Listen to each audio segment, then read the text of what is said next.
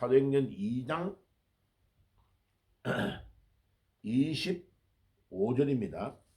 25절. 다윗이 그를 가르쳐 이르되 내가 항상 내 앞에 계신 주를 배웠으며 너로 요동하지 않게 하기 위하여 그가 내 우편에 계시도다. 그러므로 내 마음이 기뻐하였고 내 혀도 즐거워하였으며 육체도 희망에 거하리니 이는 내 영혼을 음부에 버리지 아니하시며 주의 거룩한 자로 썩음을 당하지 않게 하실 것임이로다. 아멘. 자, 오늘 이 본문은 시편 16편 10절 말씀을 바울이 베드로가 인용하고 있는 구절입니다. 자, 하나님의 말씀이 왜 놀랍고 대단하냐면 지금 2000년 전에 사도 베드로가 살았을 당시는 다윗이 무려 1000년 전에 BC 1000년 전에 생활했던 인물입니다. 그죠? 그러니까 다윗은 예수님 탄생 1000년 전의 인물이기 때문에 그가 시편에 인용해놓은 구절이 자신의 뒤를 이어서 육신으로 메시아가 오실 것인데 그 메시아는 썩음을 당하지 않을 것이다. 음부에 버려지지 아니하시며 주의 거룩한 자로 썩음을 당하지 않게 하실 것이로다. 야, 1000년 전에 메시아가 이 땅에 오셔가지고 우리를 위하여 돌아가신 후에 살아나실 것이다. 부활할 거다라는 것을 예언하고 있는 거죠. 그런데 그 예언의 말씀이 성취됐다.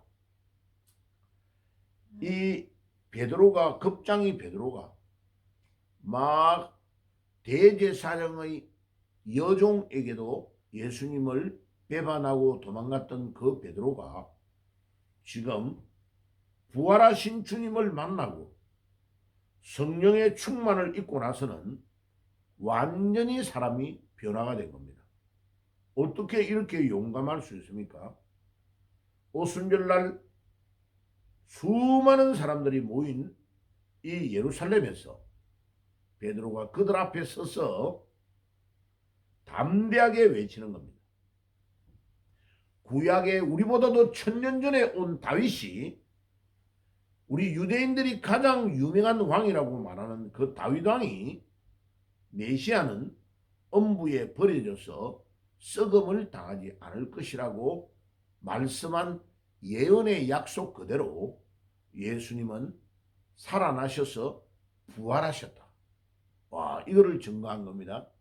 그러니까 그냥 단순하게 어쩌다가 한번 살아났다 이런 뜻이 아니고 구약에 예언되어진 그대로 이 땅에 오셨고 우리의 죄를 위해서 십자가에 피 흘려 돌아가셨을 뿐만 아니라 우리 유대인들이 그렇게 존경하는 다윗 왕이 시편 16편 10절에 예언하신 말씀 그대로 이 메시아가 음부의 버림을 당하지 아니하고 썩지 아니하시고 살아났다 하는 것을 증거하고 있습니다. 자, 이것은 고린도전서 15장 1절부터 3절에 예언된 대로 예수님이 이 땅에 오셨고 메시아가 이 땅에 오셨고 예언된 대로 우리를 위하여 십자가에서 못 박혀 죽으시고 예언되어진 그대로 살아나셨다라는 말이 베드로가 증거하는 이 메시아에 대한 메시지와 바울이 성령의 감동을 받아서 기록한 고린도전서 15장과 딱 일치하는 것을 통해서 우리는 너무나 놀라운 것을 보게 되고 알게 되는 겁니다. 야, 놀랍죠, 그죠?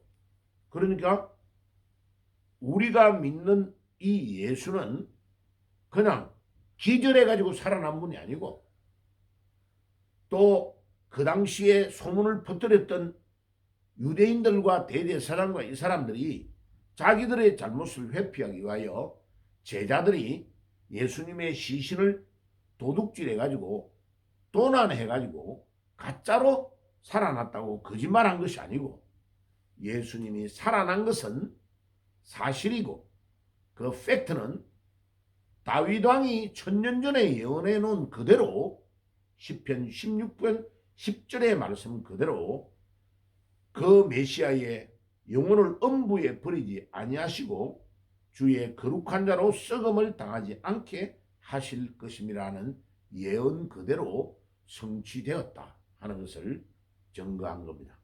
그러니까 우리 기독교는 놀라운 종교입니다. 세계 어떤 종교에서도 부활을 믿는 종교는 기독교밖에 없습니다. 그래서 아무리 어려움을 주고 이 기독교는 특이합니다.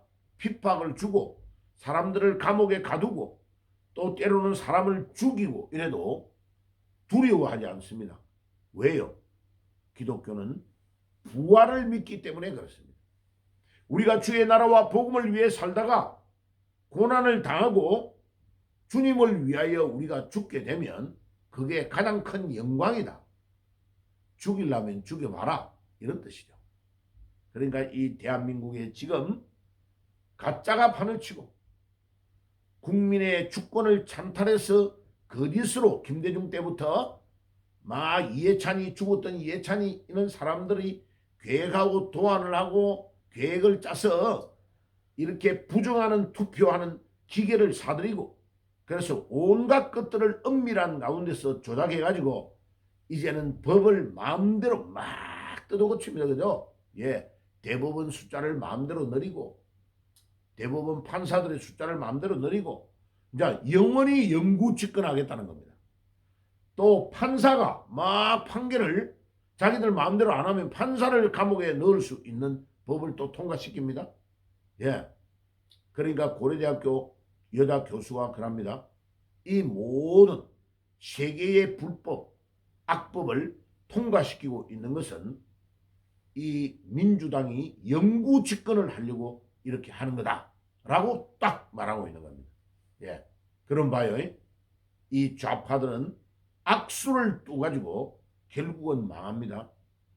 자기들이 지금요 이렇게 만들어 놓은 요 법이 나중에 정권이 안 바뀔 것이라고 생각하고 영원히 자기들이 집권할 거라고 생각하고 법을 이렇게 자기들 마음대로 검찰청도 해체한다. 온갖 거 다 만듭니다. 노란봉투법 다 만듭니다. 그러니까 이제 기업체가요. 뭐 데모만 일어나요. 모든 거 말하면 그 사장 주인이 책임을 다져야 된다고 하니까. 예. 그러면 기업은 이 대한민국에 살 수 없네 하고 중요한 모든 것들을 미국이나 다른 나라로 모든 것들을 뽑아가지고 다 만들고 가지고 가버립니다. 그럼 봐요. 우리나라의 노동자들이 일할 자리가 없어져 버리죠. 결국은요. 막 그렇게 자랑하고 데모하던 현대자동차 이런 노조들이요. 이제 밥 먹고 살 길이 없는 거죠. 왜? 울산에 있는 현대자동차에 있는 직원들을 안 받고 점점 줄여버리고 일을 누가 하게 만드느냐? 로봇가 만들게 하게 만드는 거예요. 자, 로봇 하나 새로 만들어가지고 사는데 1억 2천 3천밖에 안 돼요. 그런데 사람을 채용해가지고 1년에 쓰는 데에 매덕이 들어가는 겁니다. 그럼 봐요. 로봇을 사가지고 기계를 장착하면 그 기계는요, 한 10몇 년, 20년을 끄떡없이 그냥 돌아가는 겁니다. 밤에 데모도 안 하고 하루 종일 24시간 일한단 말이에요. 그러면 주인의 입장에서, 사장의 입장에서는 로봇가 나아요, 사람이 나아요? 로봇가 훨씬 낫죠. 예. 한 1년만 들어갈 돈만 줘가지고 기계를 사놔면 이 기계는 불평도 안 해. 밥도 안 먹여도 돼. 노조 활동도 안 해. 예. 전기만 조금만 들어가면 끝이요. 왜? 이 기계는요, 피곤한 것도 없는 거예요. 24시간 그냥 돌아가면 기계를 가지고 만들 수 있는. 그래서 미국에 있는 공장을 짓는데요, 모든 것들을 로봇가 다 할 수 있도록 그렇게 해가지고 현대자동차가 공장을 지어가지고 거기서 돌리는 거로 계획을 짜가지고 미국으로 가버립니다. 그러면 노조 자기들이 이때까지 자기 아들들도 자기 자녀들도 직장에 취직할 수 있도록 해달라고 뭐 온갖 법을 다 만들어 놨잖아. 그죠? 이제는 노조 활동을 할 수 있어요, 없어요? 없는 걸로 돼버리는 거예요. 결국은요, 자기가 자기 살을 뜯어먹는 이상한 짓을 해서 결국은 자기 앞길, 자기 후손들의 앞길을 다 망쳐버리는 쪽으로 가는 겁니다. 성경의 욕심이 잉태하여 죄를 낳고 죄가 장성한 적 뭐를 낳는다고요? 사망을 낳느니라. 이게 하나님의 말씀 그대로입니다. 그래서 다윗이 예언한 그대로 예수님이 십자가에 못 박히신 후에 3일 만에 살아난 것입니다. 그래서 이 예수님에 대한 예언은 근황이 아니고 시편 16편에 인용된 예언적 메시아의 시편 그대로 적용이 되고 그대로 예수님께서 살아나신 것입니다. 그것뿐만 아닙니다. 29절부터 31절에 보면 형제들아 내가 조상 다윗에 대하여 담대히 말할 수 있노니 다윗이 죽어 장사되어 그 묘가 오늘까지 우리 중에 있도다. 이 말을 왜 하느냐? 다윗이 그렇게 위대하고 대단한 우리 이스라엘을 가장 강한 나라로 만들었던 왕인데 다윗 왕도 사람이다 이거요. 죽어서 그 시체가 우리 유대인들이 있는 이 이스라엘 땅에 묻혀 있다 이거요. 그러니까 그 다윗이 이 땅에 온 것이 역사적인 사건이다 이거요. 사실이다 이 말이요. 그런데 그 다윗 왕이 예언한 그대로 메시아는 이 땅에 오셔서 우리를 위해 십자가에서 피 흘려 돌아가시고 3일 만에 부활한 것이 사실이다. 사실. 역사적인 사실이다 하는 것을 다윗이 이 땅에 묻혀 있다는 것을 강조하며 말합니다. 30절 그는 선지자라 하나님이 이미 맹세하사 그 자손들 중에 한 사람을 그 위에 앉게 하리라 하심을 알고 미리 번고로 그리스도의 부활을 말하되 그가 음부에 버림이 되지 않고 그의 육신이 썩음을 당하지 아니하리라 하시니라 하더니 그럼 이 말을 왜 하느냐? 다윗은 사람이기 때문에 다윗은 죽고 살아난 적이 없다는 거예요. 그래서 그 증거로 지금 이 이스라엘 땅에 다윗 왕이 묻혀 있으면서 무덤이 거기 있다는 거예요.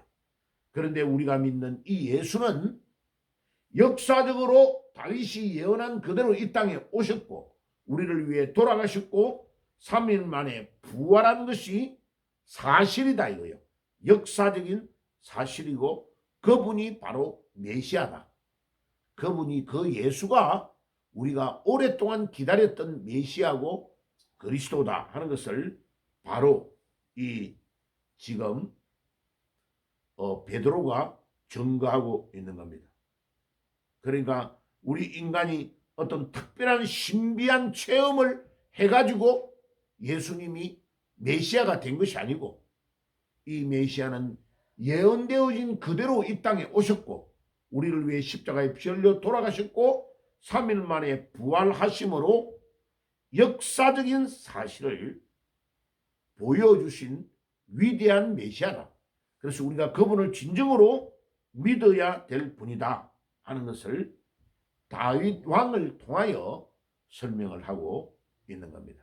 오늘도 살아가는 성도 여러분들, 우리가 믿는 예수는 그냥 신비한 체험을 통하여 느끼는 그런 가상의 메시아가 아니고 실제로 이 땅에 예언된 그대로 오셨고 우리를 위해 십자가에 피 흘려 돌아가셨고 3일 만에 부활하신 것도 팩트, 사실이다. 그래서 그 역사적 메시아를 우리가 믿고 나아가면 우리 삶에 놀라운 기적과 역사가 일어날 줄 믿습니다. 주여, 오늘도 이 말씀 베드로가 증거하는 이 메시아는 믿고 오늘도 우리가 승리하는 삶을 살아야 되겠습니다. 기도하겠습니다. 주님 감사합니다.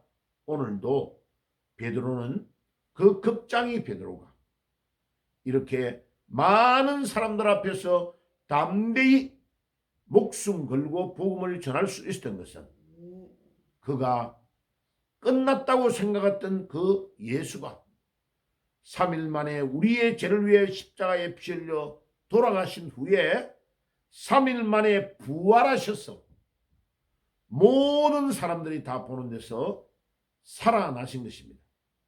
그것이 사실이고 팩트고 그것이 구약의 시편의 다윗이 16편 10절에 예언한 그대로 우리 메시아는 이 땅에 태어나셔서 우리의 죄를 위해 죽으시고 음부의 그 시체가 버려지지 아니하고 썩지 아니하고 다시 살아나셔서 예언된 그대로 보여주시기 때문에 그분은 역사적인 메시아, 사실적인 메시아라는 것을 분명히 베드로가 증거하고 있습니다.